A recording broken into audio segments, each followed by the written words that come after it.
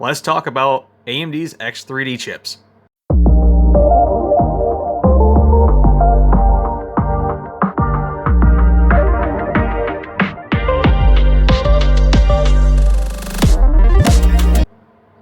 Okay, so I really like the fact that you actually brought this up because it actually brings up something I've wanted to talk about for a little while here. So to start off with what they actually are, before I get into the whole bit about the X3D chips and what they're actually really good for, and also what they're not really good for. So going back to the 5800 X3D, which was the very first X3D V-cache, 3D stacked V-cache chip.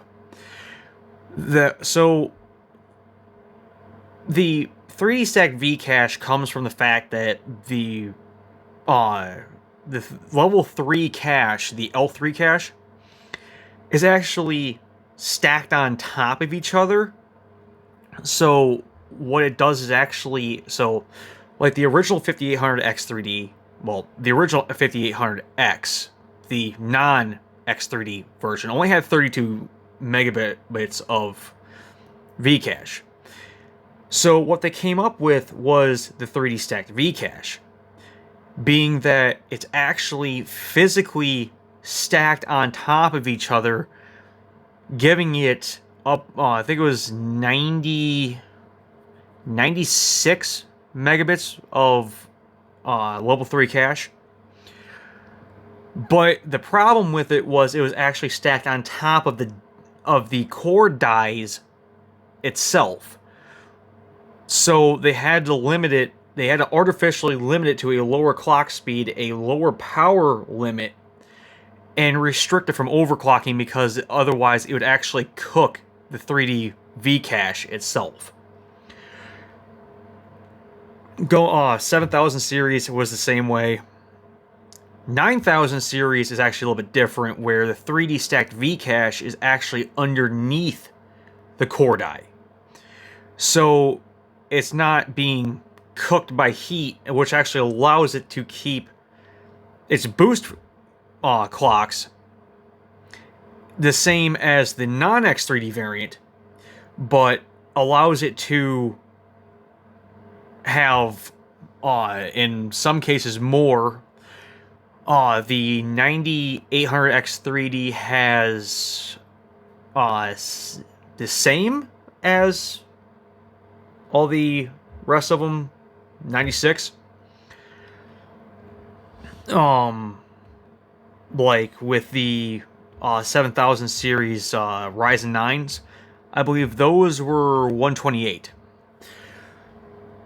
But so getting into like what this actually does is it is designed for the aspect to be able to store more data on the processor itself. So it doesn't have to go to the system memory, being the RAM, which is actually a lot slower. See, but here's the problem with X3D. It doesn't really help workstation tasks at all. It's really only designed for one purpose only, and that's gaming. As a matter of fact, it's actually even more specific than that too. It doesn't help with high resolution at all. It's only, you really only see the true uplift if you have like I want to say like a 5090 running 1440p or anything less than that. You're basically only going to see the uplift of the performance itself in 1080p, where it's really good for just shoving out the frames. So workstation tasks like video editing, 3D rendering, some other stuff like that, 9 times out of 10, the programs are designed to utilize multi-threading, core count, like higher density core counts, or the clock speeds itself. a lot of those tasks don't actually really depend on the V cache itself, like gaming does, because of the way that game engines are designed. They're designed to work with the V cache, the cache on board more than what workstations are. The 3D stacked V cache doesn't help workstations at all. Like there may be some, but I haven't actually really read that far into it, because like 90% of what I do and what a lot of content creators I've seen do, there's no benefit to it. Being that if you're going to have a multi-purpose computer like myself, you're going to be paying extra for something that you're really not going to see the benefit for at all.